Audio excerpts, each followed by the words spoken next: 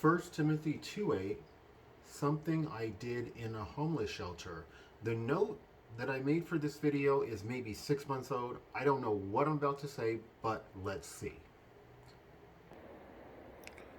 I desire that in every place the men should pray, lifting holy hands without anger or quarreling. I believe this is referring to me lifting up hands, praying to God before re-entering the homeless shelter every evening. We had to stay out of the homeless shelter most of the day. I think it was like from 8 to 5 or something, 8 a.m. to 5 p.m., something like that. The idea was that you're out looking for work or you're working or whatever. And so I would dread going back there. By the grace of God, it was only 5 weeks.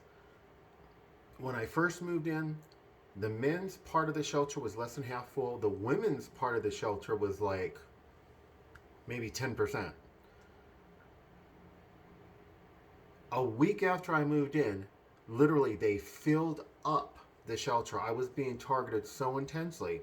And before I would re-enter the shelter, I would pray to God. I would lift up my hands. There was a crowd of people that would kind of either wait at the front of the shelter. I would stand at the bus stop where they could all see me, not necessarily so that they could see me, but so that I would have view of when it was time for us to go in and they were letting people in. You would usually eat shortly after being let in. You would usually have dinner. They'd give you breakfast and dinner. So I would lift up my hands and I would pray to God to deliver me, and He ultimately did. On the last day before I left the shelter, there were 3 men who were hitting me with their cell phones with DEWs. They were hitting me in my chest. You guys, I woke up. My heart was pounding like this against my chest. I thought I was going to have a heart attack.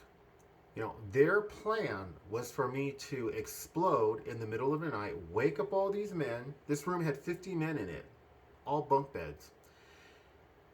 And they would throw me out on the street in the middle of the night. That was their goal, but it didn't work. I whispered a curse word to them, and then I turned over, and they didn't know what to make of it. But literally, I woke, when I opened up my eyes, I could see 3 different men had their cell phones on me. But God rescued me. The next day, the Lord allowed that I'd be placed in temporary public housing, and then in January, I just moved into permanent public housing. That all took place about 2.5 years ago, and I praise and glorify God's holy name. And He had me doing it to Him then, lifting hands, praying before I went in, sometimes singing praise music in Spanish and or English. But that's what that's referring to. And I praise His holy name, you guys. He rescued me from that situation, from the streets, and He put me in permanent housing. Praise His holy name forever and ever. Like, subscribe, share, comment, any combination thereof. God bless.